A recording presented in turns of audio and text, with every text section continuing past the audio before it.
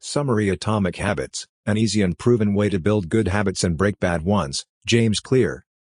Here is a summary. The author suffered a traumatic brain injury during his sophomore year of high school after being hit in the face with a baseball bat. He fractured his nose and eye sockets, had multiple skull fractures, and experienced brain swelling and seizures. He was flown by helicopter to a hospital and put into a medically induced coma. After regaining consciousness, he had double vision for weeks and had to relearn basic motor skills.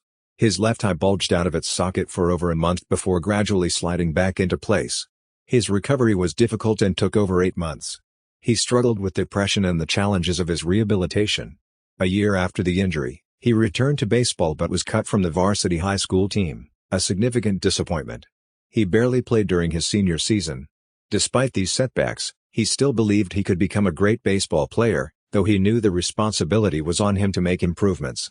The key events are: suffering a traumatic brain injury from being hit with a baseball bat, undergoing emergency treatment, including being put into a coma, facing a long and challenging recovery, including vision problems and relearning motor skills, struggling in his return to baseball, and being cut from the varsity team, maintaining hope that he could still achieve his goals through his efforts and improvements. The author, James Clear, suffered a severe head injury in high school that left him in a coma.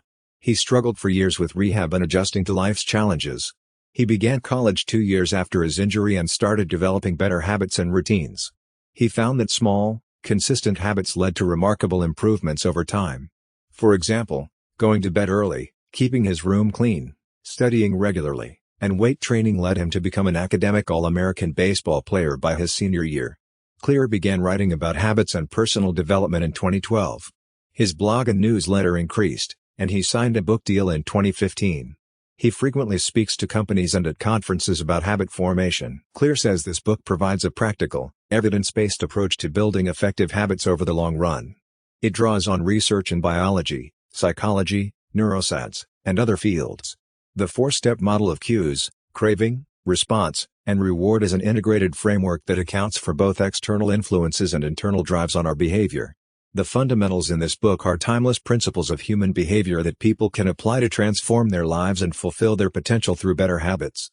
The strategies will be relevant for anyone looking to improve their health, finances, productivity, relationships, or other areas.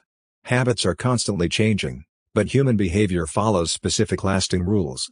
Clear says there's no one right way to build good habits, but this book provides his most effective approach. People can succeed regardless of where they start or what they want to achieve. Tiny changes and small wins, built consistently over the years, can compound into remarkable results. Dave Brailsford took over as performance director of British Cycling in 2003. At the time, British cyclists were mediocre at best, having won only a single gold medal in over 100 years of Olympic competition. Brailsford implemented a strategy of the aggregation of marginal gains, improving everything related to cycling by just 1%. This included redesigning seats, testing different massage gels, determining the best pillows and mattresses for sleep, etc. These tiny improvements compounded and led to remarkable success. British cycling dominated the 2008 Beijing Olympics within 5 years, winning 60% of gold medals. Bradley Wiggins and Chris Froome would win 5 of the following 6 Tour de France races. Success is the product of tiny habits and daily choices, not sweeping transformations. Changes of just 1% a day can compound for you or against you. Good habits drive positive compounding, leading to productivity, knowledge, and success. Bad habits go negatively, compounding, and cut you down over time. Your trajectory is more important than your current results. Small habits eventually determine your long-term destination and the difference between who you are and who you could become. Time magnifies the impact of tiny gains and losses. Habits are double-edged. Good habits compound for your benefit, but bad habits compound against you. You need to understand how patterns work to cultivate the good and eliminate the bad. Productivity, knowledge, innovation, and relationships can all improve. But debt, clutter, and health issues compound for the worse. Ultimately, success comes down to the nature of your daily habits and choices, not dramatic transformations. The secret to getting 1% better each day is to focus not on what you achieve but on who you become. Your identity and beliefs will sustain your progress. Here is a summary of the key ideas. Relationships and habits compound over time through small, consistent actions. Progress often happens slowly, then all at once. It's essential to persist through periods where little is changing. Negative thoughts, Stress, outrage, and other problems also compound gradually. Little annoyances add up over time. Small kindnesses and positive interactions can build goodwill. Progress usually is dynamic. It takes time for the effects of effort and work to become visible or lead to a breakthrough. It's important not to get discouraged during this latency period, even if it seems like little is happening. The results will come later. Goals help provide direction, but systems are best for making progress. Focusing too much on goals can lead to problems. Winners and losers often have the same goals. Goals alone don't differentiate between success and failure. Systems and processes are what matter most. Achieving a goal is only a temporary change. The habits and systems that got you the plan will determine whether you can sustain the change. Dreams are fleeting, systems persist. Goals reduce your motivation and satisfaction. The thrill of achieving a goal is short-lived, leaving you needing another fix. Systems provide ongoing purpose and reason. In summary, think of goals as the destination and systems as the vehicle that takes you there. Having the correct system is what matters most for progress and change. Plans provide direction and motivation, but systems are the driving force. Focus on continuous minor improvements and staying consistent over time. Build good habits and relationships through repeatable systems, not just ambitious goals. Success is often the product of sound systems, not just good plans. Changing your habits is challenging for two reasons. 1, you try to change the wrong thing. And 2, you try to change your habits incorrectly. There are 3 levels of behavior change: outcomes, changing your results, like losing weight or winning a championship. Most goals are associated with this level. Processes, changing your habits and systems, like implementing a new exercise routine or developing a meditation practice. Most habits are associated with this level. Identity, changing your beliefs, worldview, self-image, and judgments. Most thoughts and assumptions are associated with this level. Many people focus on outcomes when building habits, but it is better to focus on identity. Outcome-based habits are focused on what you want to achieve. Identity-based patterns are focused on who you wish to become. Behind every system of actions is a method of belief. Behavior that is incongruent with your identity will not last. You must change your thoughts and assumptions, not just your outcomes and processes. The implicit assumption behind any outcome-based habit is, once I reach my goal, I'll be happy. But goals restrict your happiness and are at odds with long-term progress. It is better to build systems and focus on your identity. It would help if you rose to the level of your goals. You fall to the status of your systems. Focusing on the overall design, rather than a single goal, is critical to building good habits. Changing your habits is challenging if you keep the underlying beliefs that led to your past behavior. You may have a new goal and plan, but you must change your identity. The story of Brian Clark shows how changing your identity can help transform your habits.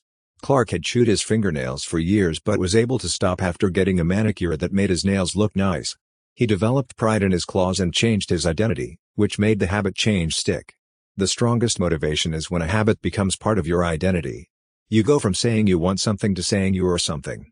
The more pride you have in your identity, the harder you'll work to maintain habits associated with it. True behavior change comes from identity change. You may start a habit due to motivation, but you'll only stick with it if it becomes your identity. The goal isn't a temporary behavior but a permanent change in who you are. Your identity is formed through your habits. Your habits embody your identity. Repeating a behavior reinforces the identity linked to it.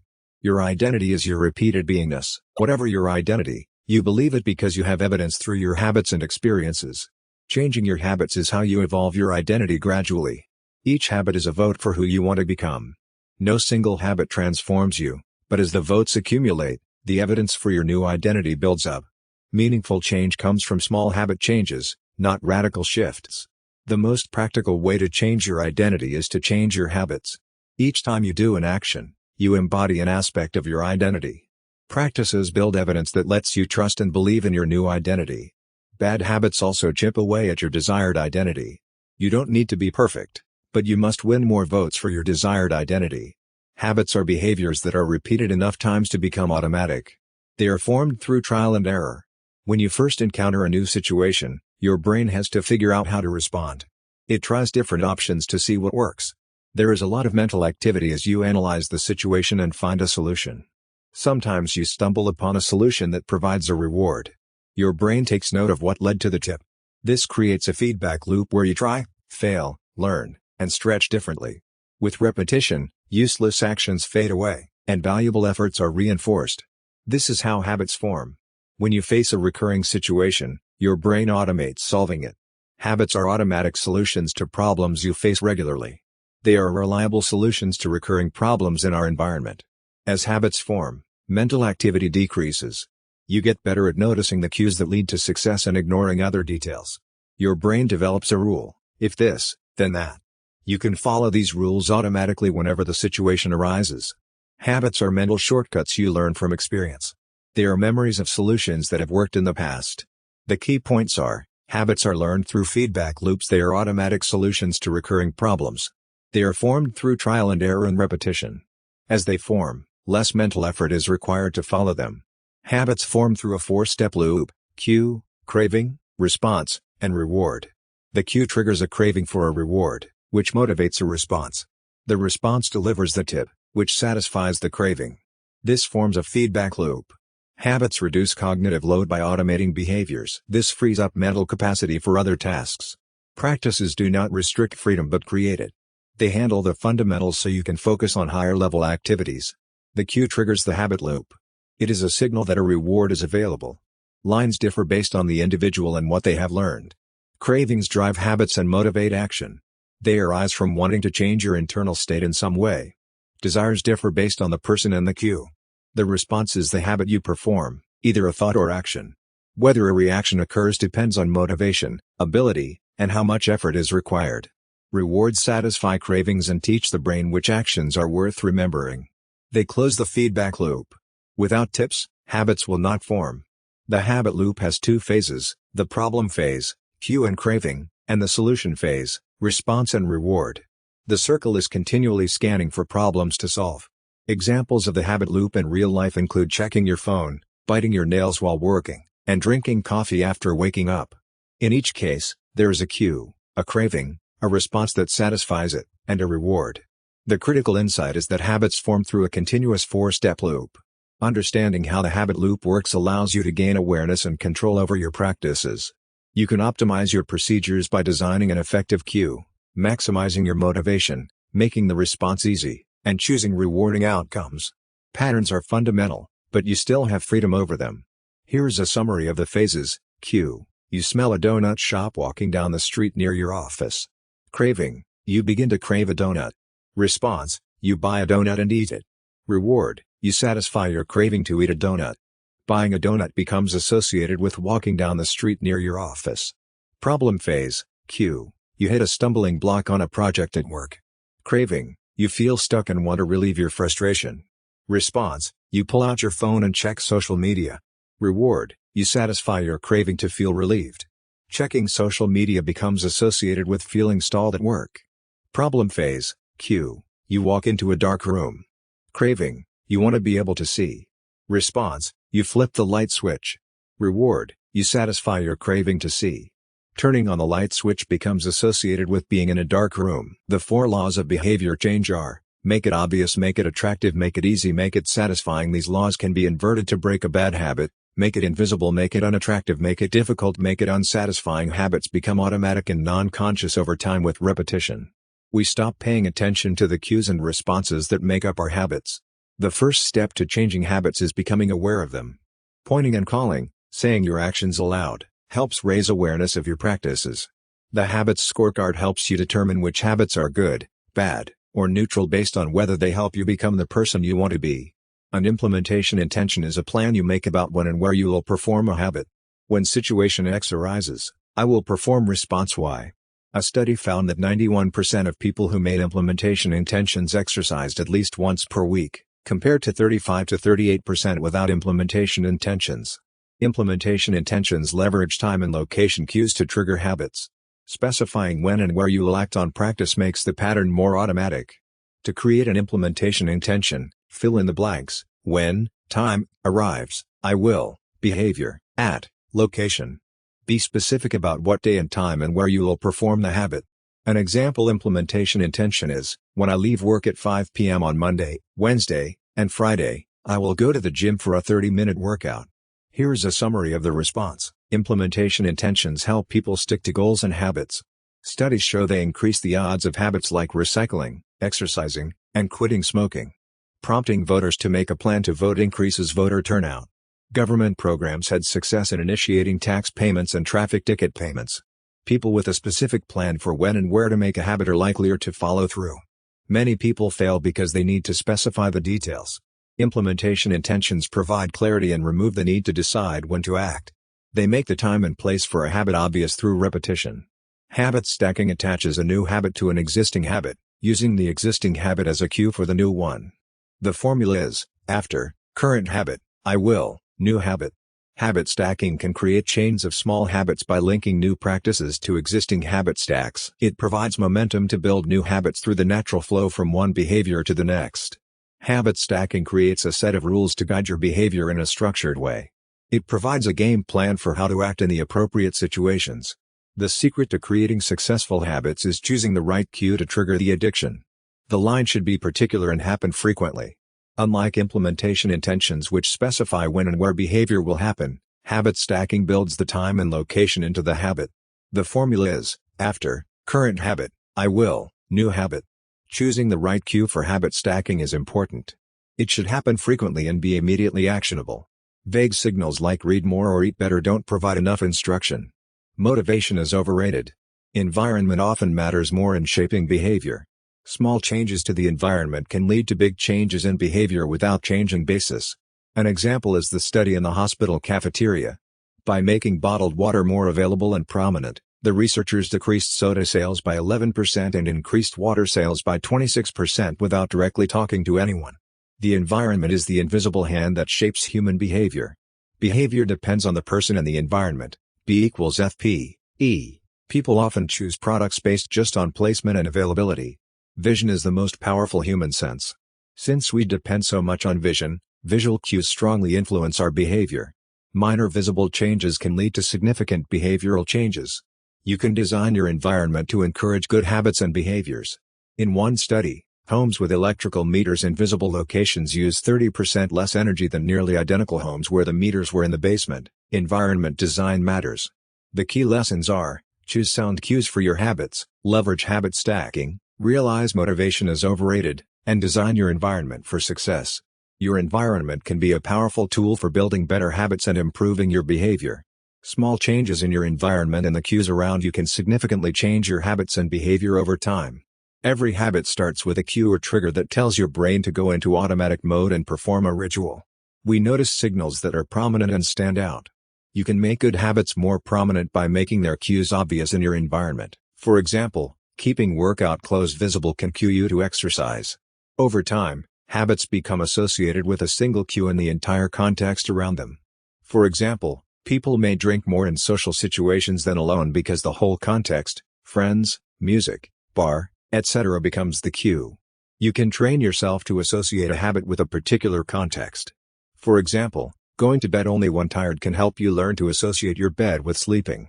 It's often easier to change habits in a new environment away from your usual cues. Going to a new coffee shop or park can help you build new routines away from old triggers. Similarly, dividing your space into zones for different activities and avoiding mixing habits in the same area can help. Give each pattern its own dedicated space. Stable, predictable environments where everything has its place are best for habit formation. When contexts are consistent, habits thrive. The key points are that the environments and contexts we live in profoundly shape our habits. By making deliberate changes to our spaces and routines, we can spark new habits and improve old ones. In 1971, studies found that only 5 to 12% of Vietnam War soldiers who used heroin became re-addicted after returning home. This contradicted the prevailing view that addiction was permanent. It showed that habit could spontaneously disappear when the environment changed. Our environment and the cues within it largely determine our habits and behaviors.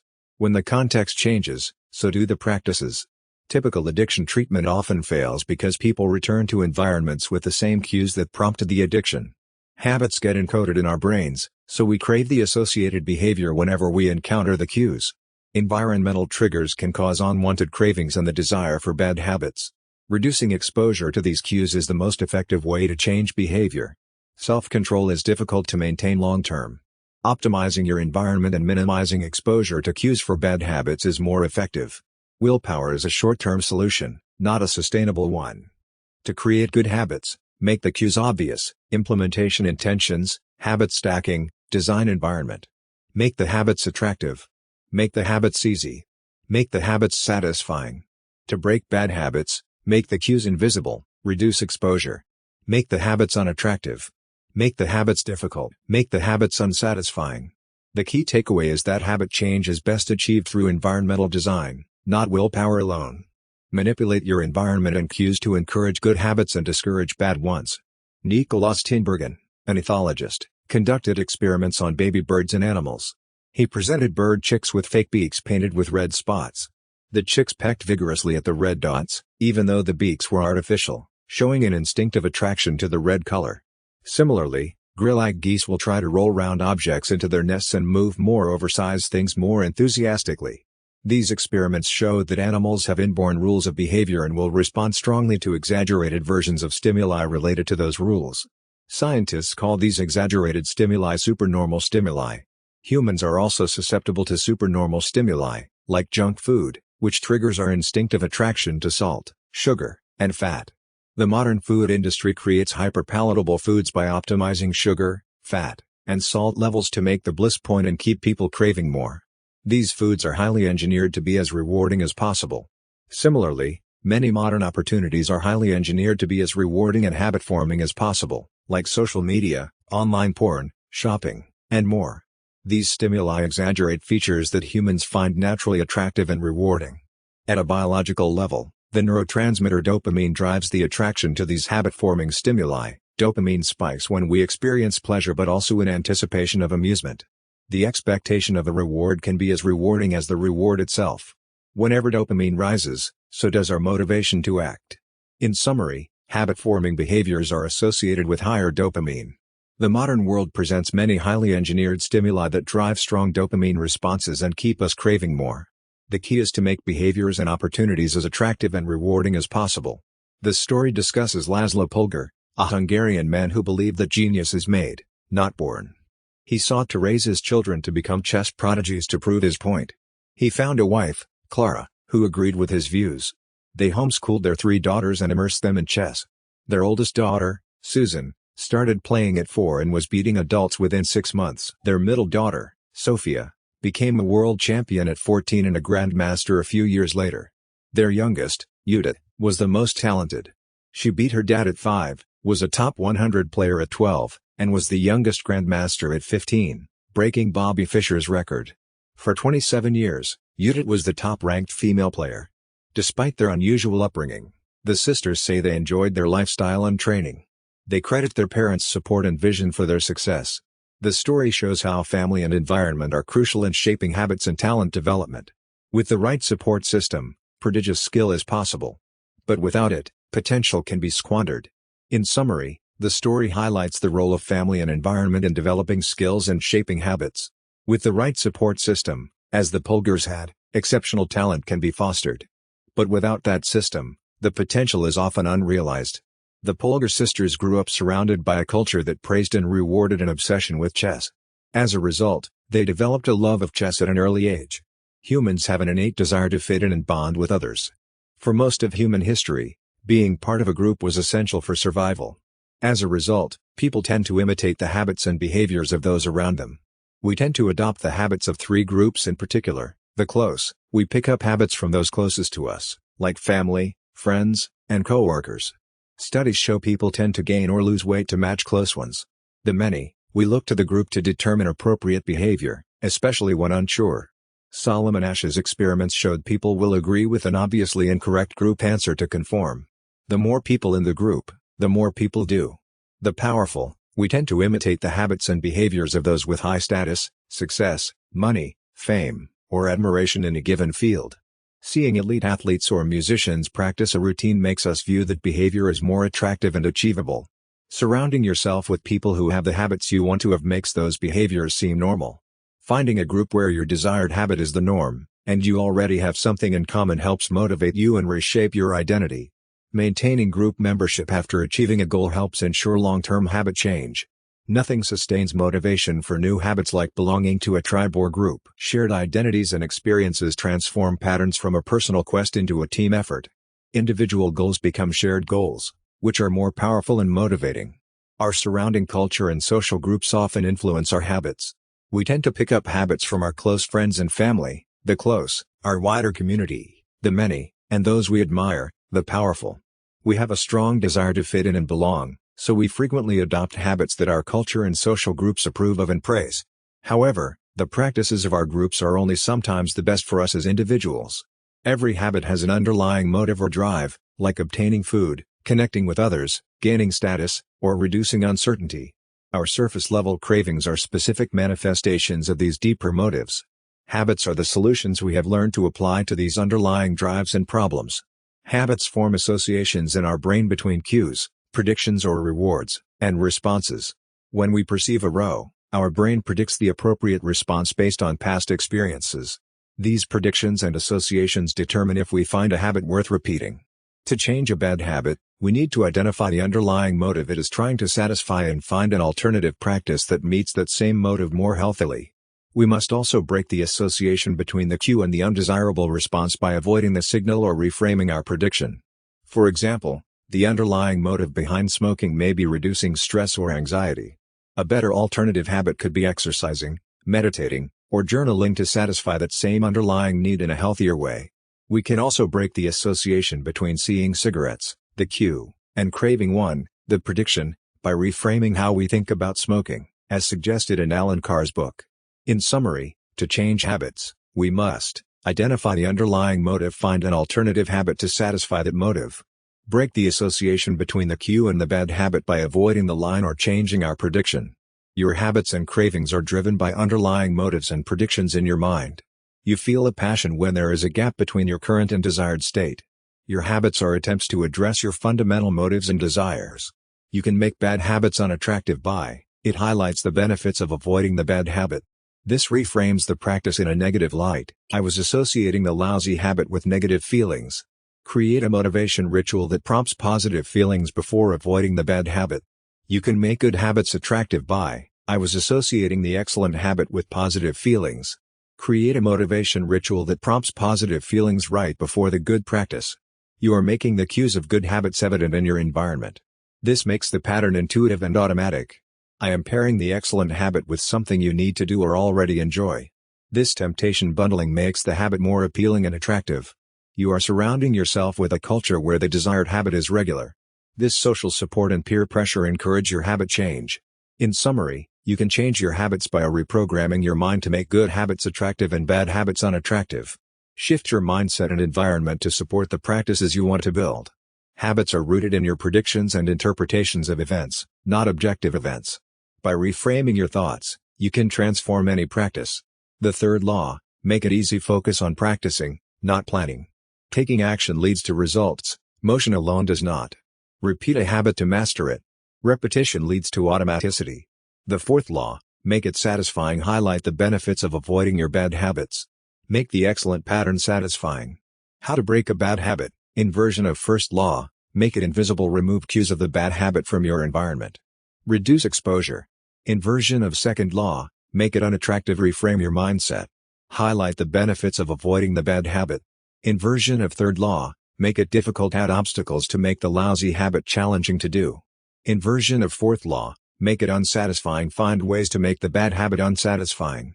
How long does it take to form a habit? It's not about time, it's about frequency and repetition. Habits form based on frequency, not duration. Repeat until automatic. Habit line. What matters is taking action and practicing, not how long it takes. Focus on progress, not perfection.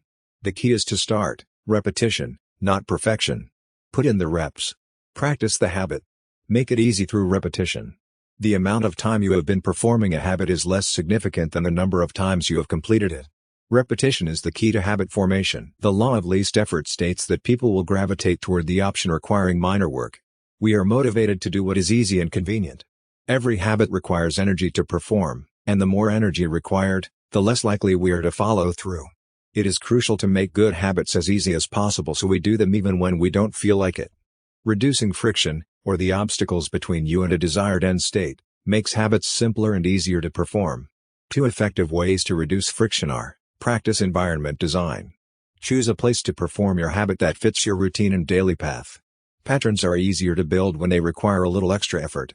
Remove points of friction within your environment. Too often, we try to build habits in high-friction spaces. It's better to eliminate waste and streamline your area. Reducing excess physical and mental clutter can make practices feel easier to do. The addition by subtraction strategy involves eliminating waste and friction to achieve more with less effort. Successful companies and products are designed to automate, simplify, and reduce extra steps wherever possible. The less friction customers face, the more they engage with the product or service. The key takeaway is that repetition through less effort and reduced friction is the secret to habit formation and achieving without excessive strain or willpower. Make it easy to do what you want to do. Companies can make their products or services easier to use by providing simple, easy-to-understand directions or offering customers fewer choices. Reducing complexity and friction increases the likelihood of people using a product or service. For example, voice-activated intelligent speakers became popular partly because they made playing music accessible. Rather than pulling out a phone, opening an app, and selecting a playlist, you can say, "Play some country music." Similarly, when the British government wanted to increase tax collection rates, they made the tax forms easier to access by providing a direct link rather than requiring people to go to a website first. This small change led to a significant increase in response rates. The key idea is to make the desired behavior as easy as possible while making undesirable behaviors more difficult. Some strategies for doing this include priming your environment by organizing spaces and tools to make future actions easy. For example, pre-sorting greeting cards by occasion makes it more likely you'll send cards on time. Unplugging the TV after each use makes mindless viewing harder. Using the 2-minute rule. When you start a new habit, it should take less than 2 minutes to do. For example, flossing one tooth or doing 2 push-ups. This makes it easy to get started and builds momentum. Reducing friction for good habits by leaving workout clothes and shoes out the night before exercising or chopping up fruits and vegetables on the weekends to have easy, healthy snacks on hand during the week. Increasing friction for bad habits by hiding unhealthy snacks or deleting social media apps from your phone. Even a little friction can distinguish between sticking with a good habit or sliding into a bad one. Capitalizing on decisive moments, the little choices throughout the day have an outsized impact. For example, choosing whether to order takeout, cook dinner, drive or bike, do homework, or play games. Making the healthy or productive choice at these decisive moments stacks up. The overarching message is that designing an environment and life where good habits are the easy option can have a significant impact through the accumulation of many small choices and habits. Reducing complexity and making things simple and frictionless is critical. Decisive moments shape your options and constrain your choices. They set the trajectory for how you spend your time and determine your path. For example, walking into a restaurant limits you to the options on the menu. Your habits lead you into decisive moments. Mastering these critical moments is essential because they stack up and steer the course of your day. Making the right choice at the most potent moments can lead to a productive day, while the wrong choice can lead to an unproductive day. The 2-minute rule states that new habits should take less than 2 minutes to do. This makes habits easy to start, and the rest will follow. For example, exercise for just 2 minutes, and you'll soon stay longer. Start meditating for 1 minute, and soon you'll do more. Ritualizing the beginning of a habit makes it easier to continue and achieves a state of focus. For example, following the same routine before a workout helps you achieve peak performance. A consistent bedtime ritual makes it easier to go to bed on time. Standardize your habits before optimizing them. You can't improve a habit that doesn't exist. Start small and build up from there using habit shaping. For example, start by exercising for just 2 minutes, then 5 minutes, then 15 minutes, and so on. Make good habits inevitable and bad habits impossible by optimizing your environment. For example, keep healthy snacks on hand but don't buy unhealthy snacks. Have your gym bag packed and by the door to make exercise inevitable. Disable alerts on your devices to make distraction impossible. The key is to start small, build consistency, and shape your environment. Master the decisive moments each day and make the right choice the easy one. Optimize for the first 2 minutes to get started, then standardize and build from there. In 1831, Victor Hugo came up with an unusual plan to beat procrastination. He locked away all his clothes except a shawl, so he had nothing to wear outside. This forced him to stay inside and write. He published The Hunchback of Notre Dame 2 weeks early. This is an example of using a commitment device, a choice you make now to control your future actions. They help you stick to good habits and avoid bad ones. Other examples include buying food in individual packs, asking to be banned from places that enable bad habits, and setting an internet timer. The key is making bad habits harder and good habits easier. Automating habits is the best way to do this. In the 1800s, John Patterson bought cash registers to automate ethical behavior and prevent employee theft, leading to the success of the National Cash Register Company. One-time actions that automate good habits include buying a water filter, using smaller plates, buying a good mattress, unsubscribing from emails, setting phones to silent, getting vaccinated, and enrolling in automatic savings plans. Technology can automate good habits but also enable bad habits like binge watching. It makes acting on desires and impulses very easy. The downside is jumping from an easy task to an easy task and needing to make time for more challenging, rewarding work. An example of overcoming technology-enabled distraction is locking yourself out of social media accounts during the work week so you can focus, then enjoy them on the weekends. You adapt quickly to working without constant distraction and interruption. The inversion of the third law of behavior change is to make undesirable behaviors difficult. Commitment devices are choices you make now to lock in better future behavior. Automating habits is the best way to guarantee the right behavior. One-time choices, like buying certain products, can lock in good habits. Using technology to automate habits is effective. The 4 laws of behavior change: make it obvious, use reminders and cues, make it attractive, bundle with existing habits, join a culture where it's normal, create motivational rituals, make it easy, reduce friction, prepare the environment, start small, automate, make it satisfying, use reinforcement, make it pleasurable to break bad habits, make the cues invisible, reduce exposure, make it unattractive, reframe your mindset to highlight the benefits of avoiding it, make it difficult, increase friction, use commitment devices, make it unsatisfying. A case study showed hand washing became a habit in Karachi by using pleasurable soap and reinforcing the behavior. The 4th law is making behaviors satisfying and repeating them. Immediate rewards are most effective for habit formation. Delayed tips are less practical. We tend to prefer immediate rewards over long-term benefits. Using immediate rewards to reinforce a behavior that provides a long-term benefit is an effective habit formation strategy. Most animals, like elephants or lions, live in an immediate return environment where their actions instantly lead to clear outcomes. They are constantly focused on the present. Humans now live in a delayed return environment. The actions we take today often don't lead to outcomes for weeks, months, or years. For example, you go to work for years before getting a promotion or save money over decades for retirement. The human brain evolved for an immediate return environment. Although society has changed rapidly in the last few centuries, human nature has changed little. We still prefer instant gratification over long-term rewards. This tendency for instant gratification causes problems when the immediate rewards of our habits are good, but the ultimate outcomes are bad, like smoking, overeating, or unsafe sex. The costs of bad habits are in the future, the prices of good practices are in the present.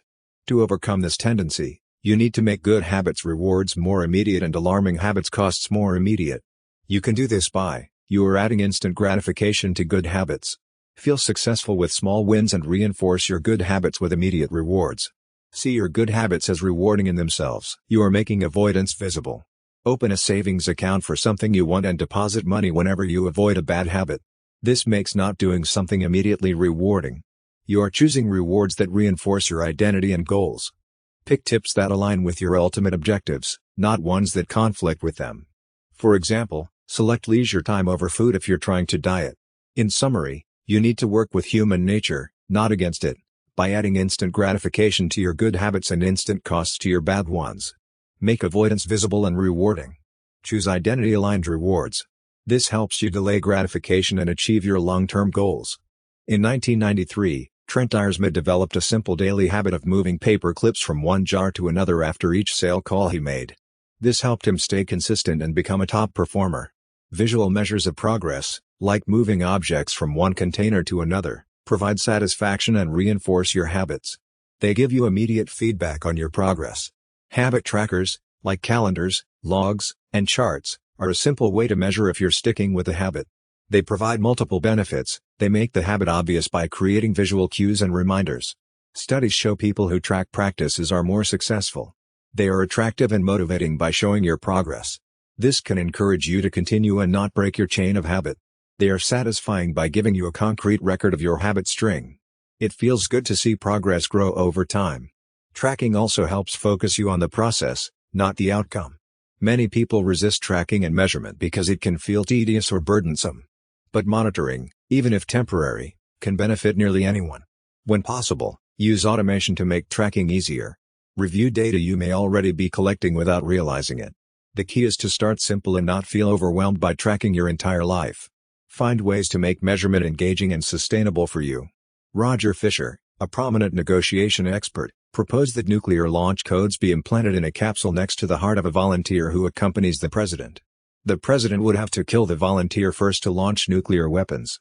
This makes launching nuclear weapons immediately unsatisfying by forcing the president to directly face the consequences of that action. An accountability partner can play a similar role in your habits by making bad habits unsatisfying and suitable habits more satisfying. Accountability partners provide social support and encouragement for good habits and consequences for bad habits. This can help make practices more consistent and long-lasting. Some options for accountability partners include friends or family members, people you already trust and see regularly. However, their closeness may make it hard to provide constructive criticism. Habit-specific partner, someone with a similar goal, like a workout buddy or nutrition partner. They understand your obstacle, but the partnership is limited to just one habit. Mastermind group, a small group that meets regularly to help each other set and achieve goals. It provides wide support but also requires a bigger time commitment. Habit coach, a paid professional coach helps keep you accountable for your goals and provides guidance. Investment often means higher accountability and support. Online community, an online forum or community centered around your habit or goal. Easy to join, but accountability may be lower without the personal connection. Still, sharing updates and milestones can be motivating. The key is finding partners who will provide encouragement and consequences to help make your habits more consistent and long-lasting. Accountability to another person helps build the habit identity you're aiming for. Here is a summary of the key points. We tend to avoid experiences if the ending is painful and unsatisfying. Pain and punishment are effective teachers that help us learn and change our behavior. The more immediate and impactful the negative consequence, the quicker we know. The more instantaneous the pain or punishment associated with a behavior, the less likely we are to engage in that behavior. Attach an immediate cost to eliminate bad habits and unhealthy behaviors. Habit contracts can be used to add immediate consequences to bad habits. They make the costs of violating your promises public and painful. Having an accountability partner adds a social cost. We care deeply about how others perceive us. To make bad habits unsatisfying, make them painful at the moment. Creating a habit contract with accountability partners is an effective strategy. Even the threat of social judgment from an accountability partner can be motivating. Automating consequences, like Thomas Frank's scheduled tweets, can also create immediate costs for inaction or bad habits.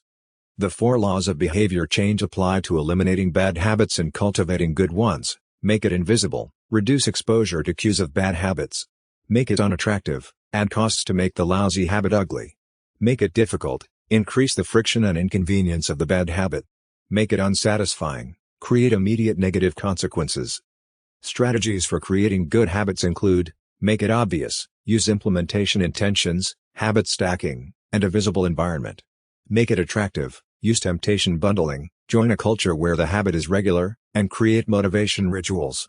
Make it easy, reduce friction, prime the environment, master the decisive moment, use the 2-minute rule, and automate. Make it satisfying, use reinforcement, make avoiding the bad habit rewarding, use a habit tracker, and never miss twice. The key to success is choosing the right area of competition that matches your natural abilities. Your genes determine your areas of opportunity, not your destiny. Your personality, which is influenced by your genes, nudges you towards certain habits and behaviors. The big 5 personality traits are: openness to experience, ranges from curious to cautious; conscientiousness, organized to spontaneous; extroversion, outgoing to solitary, extrovert versus introvert; agreeableness, friendly to detached; neuroticism, anxious to calm. People's personalities lead them to find certain habits more satisfying and stackable. It would help if you build patterns that suit your personality.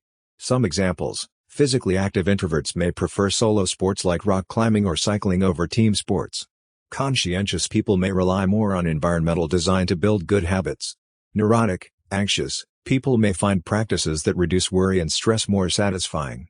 Agreeable people may find social habits like writing thank you notes more satisfying.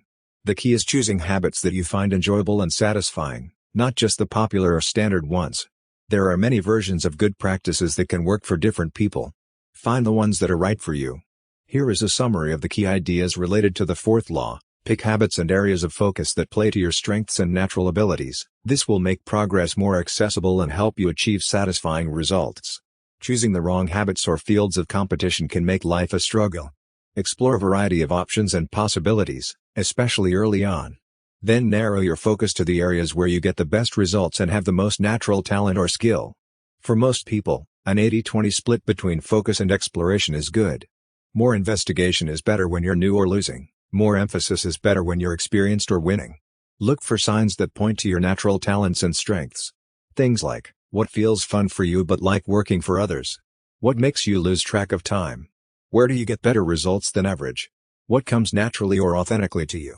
Sometimes creating a new game that plays to your strengths is better than trying to win at an existing game where the odds are against you. Combining complementary skills or areas of competence uniquely can make you hard to compete with. Specialization in a narrow category is another way to make the competition irrelevant. Your genes determine your natural limits and talents, not your effort or success. Focus on fulfilling your own potential rather than comparing yourself to others. You must work as hard as those you admire to blame their success on luck or genetics. The better you understand your natural strengths, talents, and limits, the better you can craft a strategy to maximize your odds of success and choose habits and areas of focus that will remain satisfying and motivating in the long run. But ultimately, success requires work. Your genetics help determine what work will most likely pay off. In summary, the key to the fourth law is playing a suitable game that favors your strengths and abilities. When you can't find the right match, create one. And while you need to work hard to succeed, focus on the areas that will provide the highest payoff based on your natural talents. Steve Martin worked for over 15 years, perfecting his comedy act before becoming famous. He started performing as a teenager and slowly built up his routine over time, increasing it by just a minute or two each year. According to the Goldilocks rule, the key to staying motivated is working on tasks that are not too hard and not too easy but just right. We experience the most motivation when a job challenges us but still remains within our abilities. If something is too easy, we get bored. If something is too hard, we get discouraged. To maintain motivation and achieve peak performance, aim for a level of difficulty that is about 4% beyond your current abilities. For habits, start as quickly as possible to build consistency, then gradually make minor improvements over time to avoid boredom. Little challenges keep us engaged. Successful people are often able to push through boredom. Much of mastery requires repetition, which can become tiresome. The greatest threat to success is not failure but boredom. We get bored when outcomes become expected, and habits become ordinary. To combat boredom, introduce variability and novelty.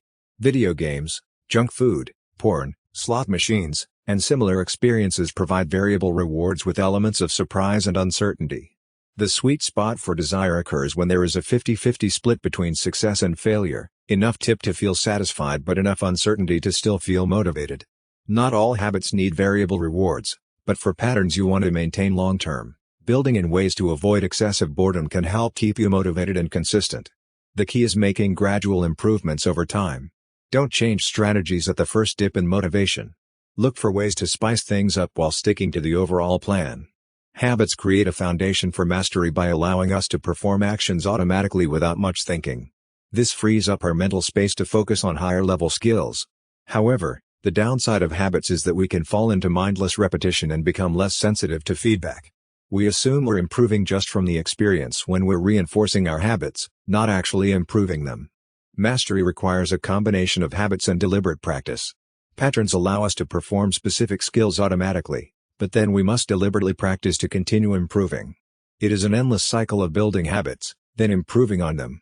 Pat Riley, the coach of the LA Lakers, developed the Career Best Effort (CBE) program to help his players achieve mastery. He tracked each player's statistics and performance to determine their baseline. Then, he asked each player to improve by just 1% each season. Riley calculated each player's CBE number based on their stats and unsung hero efforts in each game. He then compared players to their past performance and the performance of other players in their position. The top players scored 800 or higher. The key is establishing systems to review performance and adjust habits and skills. Constant improvement, not mindless repetition, is required for mastery. Magic Johnson, who had 138 triple-doubles in his NBA career, was a prolific scorer. The Los Angeles Lakers used competitive business environment or CBE to track players' progress. Head coach Pat Riley compared players' stats month to month and year to year to show them their improvement and areas needing work. The Lakers started CBE in October 1986, winning the NBA championship the following season. Riley said, "Sustaining an effort is the most important thing. The way to be successful is to learn how to do things right, then do them the same way every time." CBE shows the power of reflection and review. It helped the already talented Lakers maximize their potential by improving their habits. Examination and review make you aware of mistakes and possibilities for improvement. Without them, you make excuses, rationalize, and lie to yourself. Top performers in all fields reflect and review. Marathoner Eliud Kipchoge and swimmer Katie Ledecky keep training journals to track progress and make improvements. Comedian Chris Rock tests jokes at small clubs, recording audience reactions to refine his act. Executives keep decision journals to review choices and learn from them. The author does an annual December review to reflect on the previous year by evaluating progress, listing lessons learned, and setting future goals. Each summer, an integrity report revisits core values and whether the author is living according to them. It considers the author's identity and path to becoming the ideal person. Reflection provides perspective, like viewing yourself in a mirror. More thought is needed, and you need to avoid apparent flaws. Too much, and you obsess over insignificant details, losing sight of the bigger picture. Reflection also revisits your identity, which builds evidence of your goals initially but can later limit growth. The more you define yourself by one belief, the less able you are to adapt. To avoid this, keep your identity small. Translate narrow identities into flexible ones. For example, athlete into mentally tough, loves challenges. A rigid identity becomes brittle, breaking when the role changes, while a flexible identity adapts, flowing around obstacles. The Tao Te Ching says, "The hard and stiff will be broken, the soft and supple will prevail." Habits provide benefits but can lock us into patterns even when circumstances change. Reflection and review combat this by maintaining awareness and an open, growth-oriented identity. Mastery comes not just from habits but also from deliberate improvements. Results that last require flexibility and consistent refinement. Small changes can compound and lead to remarkable results through consistent improvement. Success is a process, not an endpoint. The key to habit change is to build better systems by utilizing the 4 laws of behavior change: make it obvious, make it attractive, make it easy, and make it satisfying. Rotate through these laws to continuously improve your habits. Awareness comes before desire. It would help if you noticed a cue before you crave to act on it.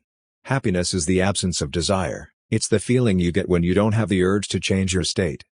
We chase the idea of pleasure, not the attainment of it.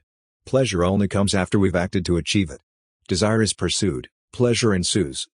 Peace comes from not turning your observations into problems to solve. It's the realization you don't need to fix or change anything. Craving is the desire to improve and change things. Strong motivation and desire can drive action even when it's complicated. Emotion drives behavior, not logic. We can only be rational after we've been emotional. Our first response is emotional, thinking comes second. Your response tends to follow your emotions. How people respond depends on what they find attractive or appealing, not necessarily on logic. Feeling often outweighs reason. Suffering drives progress. The motivation to escape suffering and satisfy unmet desires leads to action and improvement. No one is motivated to change when they are content and desireless. Discontent with the status quo is the catalyst for progress. Suffering arises from a desire for change. This desire for change also powers progress and ambition. Wanting more drives us to improve, innovate and achieve. With cravings, we are dissatisfied but motivated. With it, we are satisfied but need drive. Your actions reveal your true priorities and motivations. If you say something is important but never act on it, you don't want it. The reward comes after sacrifice. You have to spend energy to gain resources. The runner's high comes after the run. Self-control is problematic because it needs to be more satisfying. Resisting temptation doesn't satisfy your craving, it just ignores it. Self-control means releasing desire, not helping it. Expectations shape satisfaction. The gap between wants and rewards determines how satisfied we feel. Positive mismatch, surprise and delight, makes us likely to repeat a behavior. Negative mismatch, disappointment and frustration, makes us less likely to repeat it. High expectations plus average experience mean disappointment. Low expectations plus average experience means delight. Satisfaction equals liking, wanting. Being poor is not having too little, it is wanting more. If your wants exceed your likes, you'll always be satisfied. Happiness is relative. Huge milestones stop feeling like milestones. The pain of failure correlates to the height of expectation. When the desire is strong, failing to attain something hurts more. Feelings arise before and after behavior. Before, craving motivates action. After, reward teaches us to repeat the step. Q and GT, craving and GT, response and GT, reward. How we feel influences how we act, and work affects our thoughts. Desire starts behavior. Pleasure sustains it. Wanting initiates behavior, and liking makes us repeat it. Feeling motivated gets us to act, and feeling successful gets us to repeat. Hope fades with experience, replaced by acceptance. The first time, hope is based on promise alone. The second time, expectations match reality. We understand the process, and hope evolves into accurately predicting and accepting the likely outcome. This is why we chase new get-rich-quick schemes. They offer unbounded hope because we need more experience. Youth is easily deceived because it only hopes. In the beginning, hope is all we have. The author provides extensive notes, references, and citations for each chapter. The introduction mentions luck and habits as factors influencing success, but patterns are within our control. References for stimulus, response, reward and cue, routine, reward models of habits are provided. Chapter 1 discusses Dave Brailsford's minor improvements leading to Olympic gold for British cycling. They made many 1% changes that added up to significant gains. Habits compound over time through exponential progress. References to Brailsford's approach and British cycling success are provided. Chapter 2 compares habits to compound interest. Completing one small task each day can lead to significant changes over time. Habits are a double-edged sword that can work for or against you. The more you automate, the more productive you can become. References for habit formation and productivity are provided. Chapter 3 outlines 3 layers of habits: outcome-based habits, process-based habits, and identity-based habits. References are provided on habit studies, cognitive dissonance, and identity change. The summary outlines the key ideas and primary references from the notes for the introduction and first 3 chapters. Let me know if you want me to clarify or expand on any part of this summary. Habits are automatic behaviors that are repeated regularly in stable contexts. Habits reduce cognitive load and free up mental resources. The conscious mind prefers novelty, while habits are formed in the unconscious mind. The human brain is good at pattern matching and identifying familiar cues. This allows us to act habitually without much conscious thought. However, it also makes us prone to slips of action when we're on autopilot. Breaking bad habits and forming new habits requires conscious effort and visualization. Implementation intentions that specify when and where a new pattern will be performed can be effective for habit change. Our environment shapes our behaviors in many ways through cues and subtle influences. Manipulating environmental strings can be used to encourage better choices and habits. The one in, one out rule suggests getting rid of an old item when you acquire a new one. This helps avoid the accumulation of excess belongings and clutter that fuels mindless consumption. The Diderot effect describes how obtaining a new possession can spark a desire to acquire complementary objects, often unnecessarily. We should be mindful of how new items influence our future habits and consumption behaviors. Behavior is highly dependent on the environment and situational context. Minor environmental changes, choice architecture, and available options can all significantly impact behavior and habits. Impulse buying accounts for 45% of Coca-Cola's sales, and people drink Bud Light frequently due to exposure and availability. The human body has 11 million sensory receptors, and half the brain is devoted to vision. When energy use was obvious, it dropped. Stickers in bathrooms cut cleaning costs by 8% by making the desired behavior obvious. Sleeping was the only action in bedrooms, so it became a habit. Habits are easier to change in new environments without old cues. 36% of successful habit changes involved moving to a new place. 35% of Vietnam vets used heroin, but 90% quit on return. Disciplined people structure their lives to avoid temptation.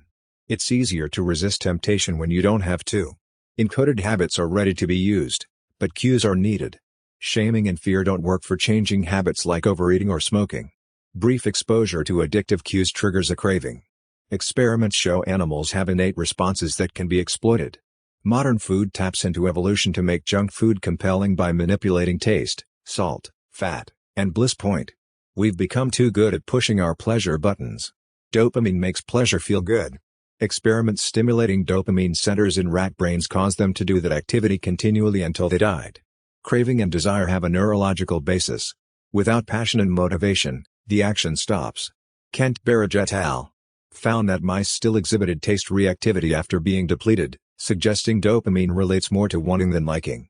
Ross McDevitt et al. Found that some dopamine neurons in the dorsal raphe nucleus project to brain reward centers, suggesting they relate to reward and reinforcement.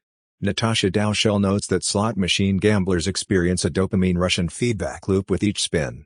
Dopamine is involved in reward, motivation, learning, and habit formation. It is released not just during pleasure but also during anticipation of pleasure or reward.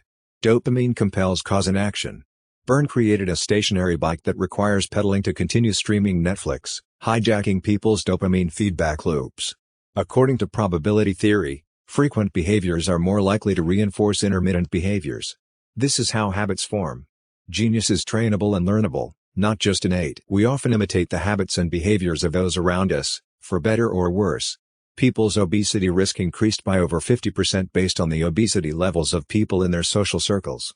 Weight loss was also influenced by whether a romantic partner lost weight. In Ash's conformity experiments, nearly 75% of people made incorrect judgments at least once due to group pressure. But dissenting opinions helped people stand by the truth. Chimpanzees pick up habits and behaviors from each other, passing down cultural knowledge socially rather than just genetically. We are only sometimes consciously aware of the motives behind our actions and choices. If asked why we eat, we may say because food tastes good rather than to survive. Damaged prefrontal cortices can impair understanding of future consequences and emotions. Emotion helps make better decisions. Mindset shifts like I get to versus I have to and reframing anxiety as excitement can change your experience and performance. The ceramics class story illustrates that quantity of work and perseverance matter more than initial skill or talent for achieving excellence. Progress builds upon itself over time through practice. In summary, genetics is not destiny. Social influences, environment, mindset, practice, and habit loops all shape who we become and how we achieve excellence and mastery. Rewiring our thoughts and behaviors requires understanding the underlying mechanisms that drive them. The example describes how Stephen Luby, a public health researcher, helped reduce diarrhea in Karachi, Pakistan, by promoting hand washing with soap. Initially, Luby struggled to find an effective way to encourage hand washing because most families in Karachi could not afford soap and did not have the habit of hand washing. Luby eventually partnered with Safeguard, a soap company, to provide families with free soap and hand washing education. They chose hand washing with soap as the target behavior because it was a small action that could lead to significant improvements in health. Their strategy was to make the behavior easy and accessible. After the campaign, hand washing rates rose dramatically, and the diarrhea rate fell by over 50%. The example highlights how a few key actions, providing free soap, education, and motivation, help to overcome obstacles and change behavior on a massive scale. Luby and Safeguard engineered an environment where people were more likely to wash their hands and gain benefits by focusing on making the desired habit simple and easy. The key lessons are: look for small actions that can lead to significant improvements. Make the behavior as easy and accessible as possible. Provide resources and education to help people understand the benefits. Focus on shaping the environment to create the desired habit more likely. Overall, the example is a case study in designing for behavior change at a large scale. The summary touches on the critical elements referenced, including the challenges of changing hand-washing behavior, the partnership with Safeguard to provide soap and education, the focus on making hand-washing easy through environmental design, the significant health improvements that resulted, and the main takeaways related to shaping behavior. The assistant can distill the essence and most important details while leaving out unnecessary specifics. William Wrigley Jr. revolutionized the chewing gum industry in the early 20th century by heavily marketing chewing gum and offering free samples. This strategy led to Wrigley becoming the largest chewing gum company. Toothpaste and other products followed a similar model of heavy marketing and free samples. This strategy taps into psychology to influence customer habits. Humans evolved in environments where immediate rewards were prioritized. Our brains are wired to prefer short-term rewards over long-term ones. This tendency for immediate gratification served humans well for most of our evolution but is mismatched for many aspects of the modern world. People who are better at delaying gratification, like choosing a larger reward later over a smaller one now, tend to have better life outcomes. They get higher SAT scores and health metrics, for example. Daily progress tracking and habit formation are effective strategies for overcoming the tendency for immediate rewards. Missing a habit once in a while does not ruin your progress. Getting back on track is the most important thing. However, Failing to achieve a target once it becomes the primary measure of success is known as Goodhart's Law. The bar should match the desired outcome. New laws and policies, like seatbelt laws, often require a combination of education, incentives, and enforcement to achieve widespread adoption and change behavior. People like Brian Harris, Margaret Cho, and Thomas Frank use commitment devices and constraints to achieve their productivity and habit goals. Two people can achieve similar success through very different pathways by focusing on their strengths and the factors within their control. Comparing yourself to others could be more helpful. Your habits, effort, and consistency over time are what determine your outcomes, not your circumstances or natural talents. Here is a summary of the information provided. Hicham El Guerrouj is a retired Moroccan middle-distance runner. He held the 1,500-meter and 5,000-meter world records for 16 and 13 years, respectively. El Guerrouj is described as the most excellent middle-distance runner of all time. Athletes, including El Guerrouj, tend to have average heights for their sports, and factors other than height contribute more to performance. For example, in Olympic men's 1,500-meter races, the average size of gold medalists is 5 feet 7 inches. In Olympic men's 100-meter races, the average height of gold medalists is 5 feet 10 inches. However, there are many exceptions, including Usain Bolt, who is 6 feet 5 inches. While genetics can influence traits and abilities, environment and experience also play a role. As the psychiatrist Gabor Mate said, genes can predispose, but they don't predetermine. Nearly all traits and behaviors are partly heritable. For example, general intelligence, personality dimensions like openness and conscientiousness, and even more specific characteristics like nicotine dependence have been shown to have vital genetic components. However, genes do not directly determine outcomes. Instead, they influence tendencies and interact with the environment and experience. Some examples: people with specific gene variants are likelier to become introverts, but the environment also impacts this outcome. People high in the personality trait of agreeableness, linked to specific genes, also tend to have higher natural oxytocin levels. But both genes and environment shape a person's level of agreeableness. Neuroticism, linked to a hypersensitivity of the amygdala, has a strong genetic basis but is also influenced by upbringing and life experiences. Our inborn tendencies make some behaviors easier to learn but don't determine what we learn or do. For example, if your genetics make you prone to enjoying sweet and fatty foods, you may find a low-carb diet more difficult to follow, but you can still succeed with conscious effort and habit building. The explore/exploit trade-off, or the tendency to seek out novelty versus exploit familiar options, is linked to specific genes and strongly influenced by environment, experiences, and mindset. Someone open to new experiences can push themselves outside their comfort zone. In summary, while genetics substantially impact personality, abilities, and behavior, environment, experience, and conscious choice also shape outcomes. The complex interplay between genes and experience determines an individual's path in life. We can overcome or supplement our natural tendencies and predispositions with deliberate practice and habit building. Eliud Kipchoge followed a strict training regimen leading up to his world record marathon attempt. His coach detailed his training in terms of mileage, workouts, diet, and recovery. Katie Ledecky, a 5-time Olympic gold medalist swimmer, followed a training program focused on high volume and intensity. Her coach went over her training logs to provide feedback. Comedian Chris Rock prepares new material through intensive refinement and rehearsal in small clubs. He starts with rough ideas and refines them over multiple performances in front of live audiences. An annual review process inspired by author Chris Guillebeau involves reflecting on the past year and planning goals for the following year.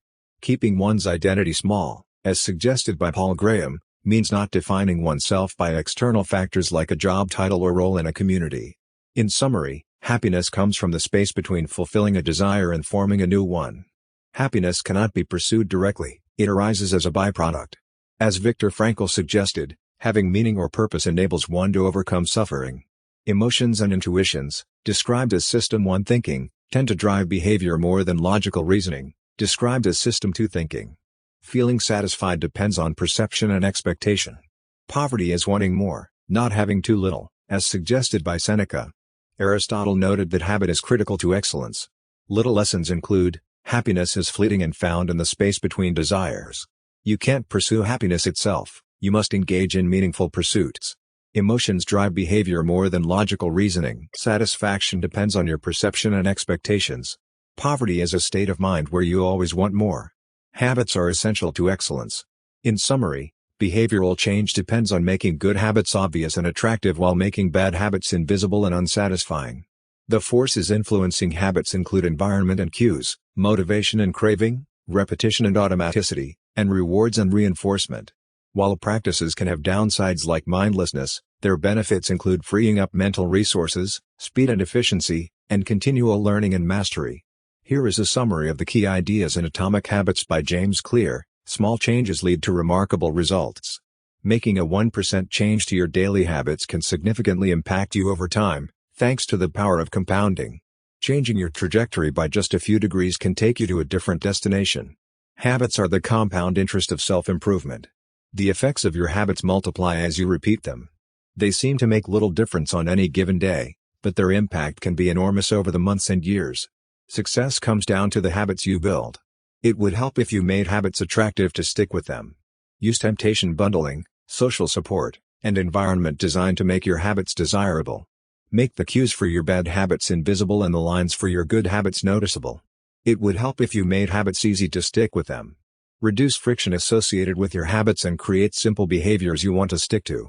Use implementation intentions, habit stacking, and habit tracking to master your habits. Identity shapes your habits. Your habits stem from your view of yourself and your beliefs about who you want to become. Identity drives behavior change. It would help if you reinforce the habits you want to stick to by proving that you have changed. It would help if you made habits satisfying to stick with them. Feelings of satisfaction and accomplishment are highly activating rewards that reinforce your habits and make you want to repeat them. Use instant gratification through variable tips, progress meters, and pleasant experiences. It would help if you had accountability and reflection to create lasting change. Review your habits and behaviors regularly to make progress. Track your patterns, set deadlines, commit, and work with a coach or accountability partner. Reflection and review instill flexibility and adaptation into your habits. Continuous improvement is vital to mastery and success. Focus on taking small steps forward rather than making radical changes. Stay focused on the system instead of the goals. Mastery is a habit, success is a habit, and excellence is a habit. Create habits of continuous learning and keep improving 1% at a time. The book Atomic Habits by James Clear is about how to build better habits in practical and sustainable ways. The author proposes that habits are the compound interest of self-improvement and that small changes can have remarkable results over time.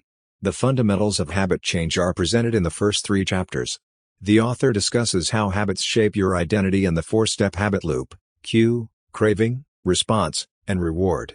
The first law is to make habits obvious. This includes developing awareness of your practices and environment, using visual cues, and starting with small and easy habits. The second law is to make habits attractive. This involves associating good habits with positive emotions and rewards, using temptation bundling, and social support from others. Fixing nasty habit loops is also covered. The third law is to make habits easy.